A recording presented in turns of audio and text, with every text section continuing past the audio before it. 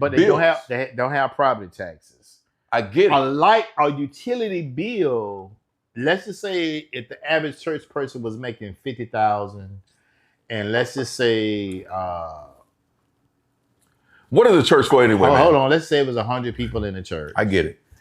And I might have to get my calculator. But hold on. I gotta do this, man. You gotta let me do this. I'm gonna let you do this. Right. So, if everybody was paying tithe, that's 100%. So that means 5,000 times 100 would be what per month? What, $50,000 or something like that?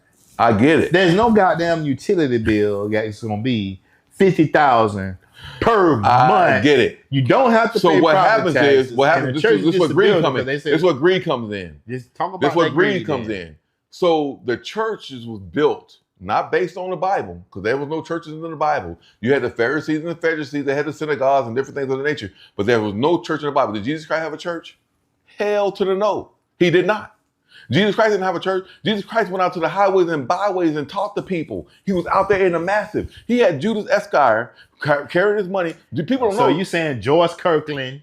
Are you saying Joel Osteen? I am not bashing these people. But I ain't bashing them, but I haven't seen them on that block with a soul. What I'm saying is they are not going out doing the power and the power what Jesus Christ came along to do. They're not doing that. So what I'm saying is there are off culture. Hold on, Joel would say, "I love you."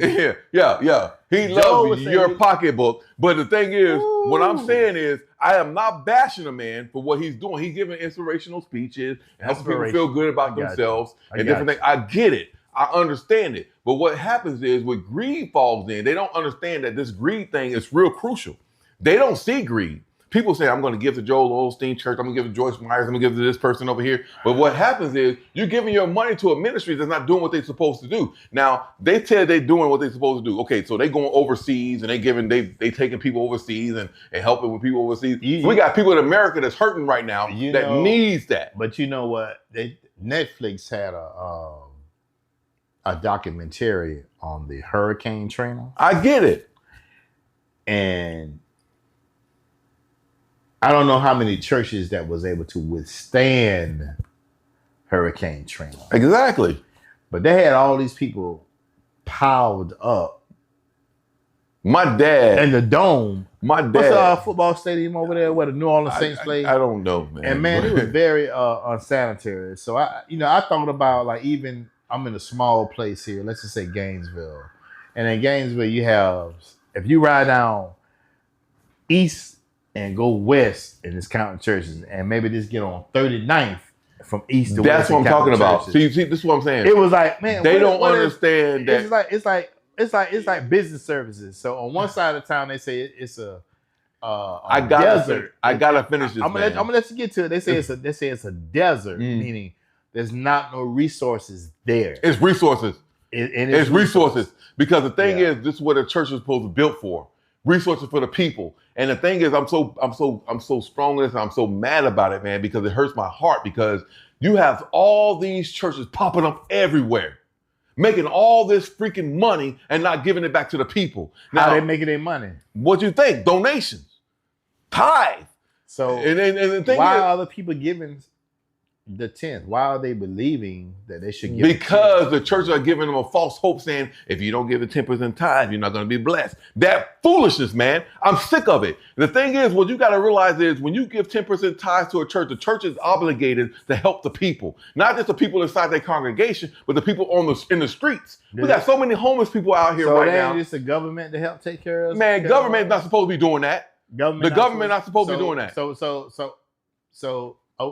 Well, we got a gangster in the house right now, Donald Trump. So should we be asking the gangster Donald Trump to change the rules or something? Man, look. Like, should Trump be saying that, hey, I am not, you ain't gonna get your nonprofit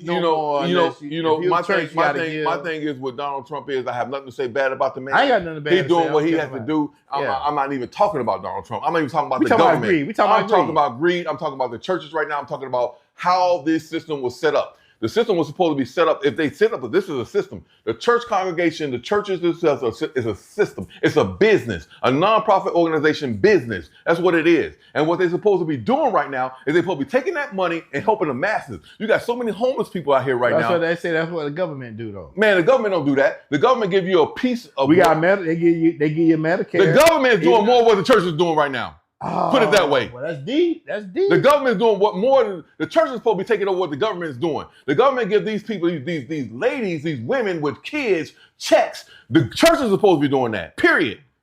That's what the church is supposed to be doing. The church, but man, you know the church is gonna say, man, don't get me wrong, man. Look, listen. Hold on. Some churches gonna say, because you had your child out of wedlock. Ain't no man. Look, get out of there with that foolishness.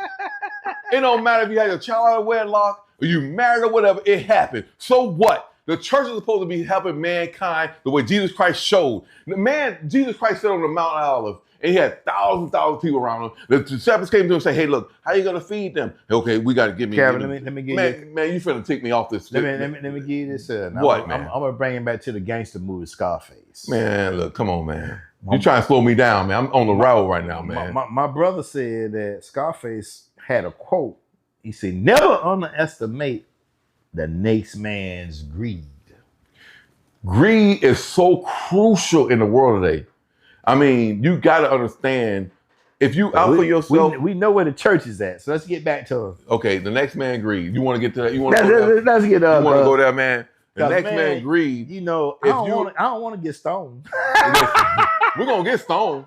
We're gonna definitely get stoned. You finna get some comments in your they're gonna be like, what is this dude talking about? I know Calvin. He did this, he did that. I don't give a damn right now. I don't. And I'm telling you why. Because I'm so on this right now because I feel like be on it, brother. I feel like that people need to love people where they stand. They need to help people where they stand. They need to understand that people are people and we all created by the same God. So the greed comes in when people decide for themselves. They're like, okay, you know.